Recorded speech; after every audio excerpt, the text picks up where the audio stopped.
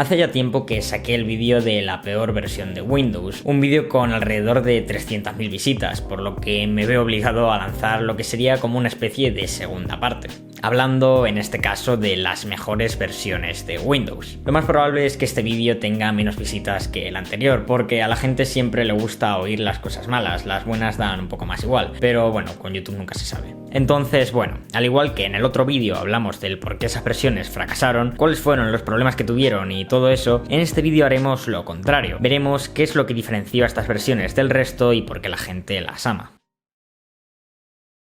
Al principio de los años 90, Microsoft comenzó a trabajar en un sistema operativo de última generación llamado Windows NT, siglas de New Technology, que dejaba atrás las raíces de Windows basadas en MS2 e incorporaba un núcleo completamente nuevo. Esto, sumado a otras tecnologías, lo hacían muy estable y confiable, pero había un grave problema, y es que al principio NT requería demasiado hardware para funcionar bien. En el vídeo de las peores versiones de Windows hablamos de Windows Me. El gran problema que tuvo este para ser tan odiado fue que funcionaba con una tecnología que todavía heredaba de MS2, y este lo hacía muy propenso a errores. Con esto, Microsoft supo que su próximo sistema operativo tendría que tener finalmente Windows NT, por lo que después de un largo proceso de creación de prototipos, Microsoft decidió utilizar uno llamado Whistler, que finalmente se convirtió en Windows XP. Según Microsoft, XP significaba experiencia, que era la principal baza en la que se apoyó para venderlo. Ya hice un vídeo hablando de Windows XP, por lo que tampoco me voy a extender mucho. En este vídeo hablo de por qué, a pesar de haber salido hace tanto tiempo, aún tiene tanta gente utilizándolo. Pero lo que no sabe mucha gente es que, a pesar de su éxito, Windows XP recibió bastantes críticas en su lanzamiento. Una de las principales fue su precio, y es que este fue significativamente más alto que el de las versiones anteriores de Windows. Windows XP Home Edition costaba alrededor de $199, y la versión profesional costaba $299. Para poneros un poco en situación, Windows 98 se vendió por $109. Además, algunas versiones de Windows XP también requerían licencias adicionales para poder utilizar características avanzadas como el soporte para redes inalámbricas o para dispositivos multimedia, cosa que aumentaba aún más el precio total. A esto sumadle el hecho de que mucha gente se quejó porque decían que Windows XP tampoco sumaba muchas funciones nuevas, o sea que realmente no merecía pagar el precio extra que suponía comprar un nuevo sistema operativo para añadir muy pocas funciones. Pero al final Windows XP se impuso a las críticas, y sobre todo fue gracias a su interfaz. Como decía antes, Microsoft con Windows XP lo que quería venderte era la experiencia, y la verdad es que lo consiguieron. XP presentó un gran cambio en cuanto al aspecto visual de Windows, dejando atrás el clásico tema gris de Windows 95 y se convirtió en el primero en adoptar un diseño colorido por defecto, con una barra de tareas azul, un botón de inicio verde, título de las ventanas azules y botones rojos brillantes para cerrar. Además, esta versión tuvo el fondo de pantalla más mítico de todos, con la fotografía llamada Bliss como fondo de pantalla predeterminado del escritorio. Una fotografía tomada por Charles O'Rear cerca del Valle de Napa en California en 1996, pero también influyó en su éxito la mejora de estabilidad y rendimiento gracias a la nueva tecnología NT. Todo esto llevó a Windows XP a ser una de las versiones más queridas de Windows.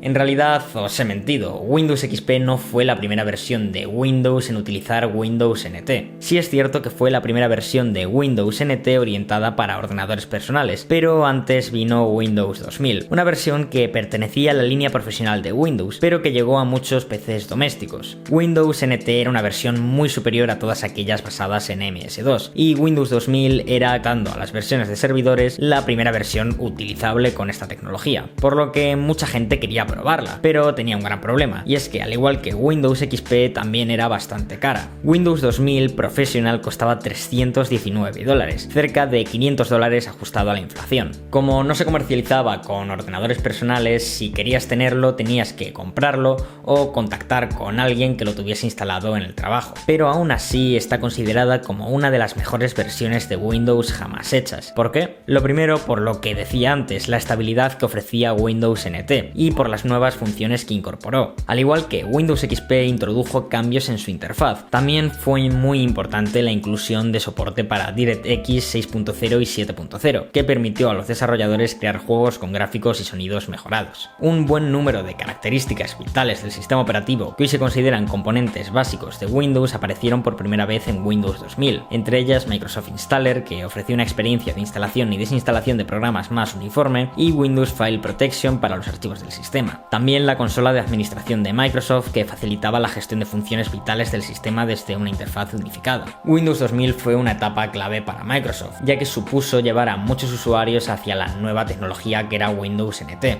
Windows 2000 demostró que un sistema de Windows avanzado técnicamente también podía tener una interfaz fácil de usar y características multimedia. Sin Windows 2000 no tendríamos a día de hoy Windows XP y las demás versiones que surgieron a posterior. Fue un paso esencial en una evolución continua que comenzó con Windows NT 3.1 en 1993 y continúa hasta el día de hoy con Windows 11.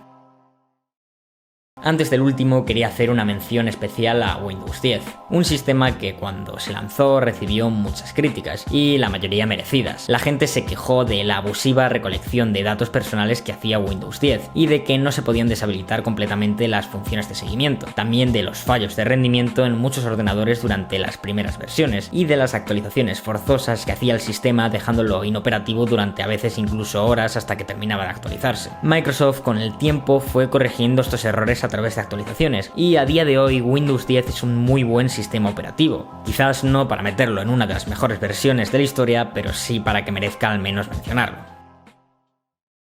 Presentado en julio de 2009, Windows 7 salió después del gran desastre del sistema operativo que fue Windows Vista. Este solucionaba todos los problemas de compatibilidad y rendimiento de Vista y simplemente ofrecía una mejor experiencia de usuario. Windows 7 apareció poco después de que llegase el iPhone. La gente aún prefería utilizar BlackBerry y Android no era tan popular como lo es hoy. La tecnología táctil no era tan importante en aquella época. Los ordenadores todavía dominaban por encima de los smartphones. Y ahí es donde Windows 7 brillaba. Al igual que con Windows XP, Windows 7 también supuso una revolución en cuanto a diseño, con el orbe luminoso de inicio, las brillantes barras de tarea y cuadros de diálogo. Todo el mundo coincide en que les quedó muy bonito, sobre todo para el año 2009. Mucha gente critica de Windows 11 y también de Windows 10 todo lo que controla Microsoft el sistema, obligándote a crear una cuenta de Microsoft, publicidad, aplicaciones preinstaladas, etc. En Windows 7 no pasaba nada de esto, y quizás fue la última versión en la que sientes que tu ordenador está realmente bajo tu control, no bajo el de Microsoft. Como he mencionado ya en varios vídeos, Microsoft está intentando orientar Windows hacia un sistema operativo como servicio, donde el sistema se puede conseguir incluso gratis, pero ganan dinero con otras cosas como las que he mencionado antes.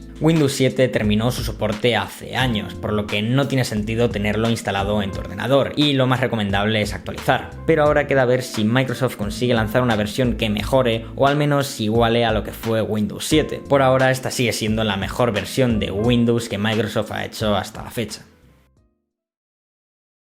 Así que nada, dejadme por los comentarios si estáis de acuerdo con esta lista que he hecho y si no, decidme cuál sería la vuestra. Por mi parte eso ha sido todo. Nos vemos en el siguiente vídeo. Adiós.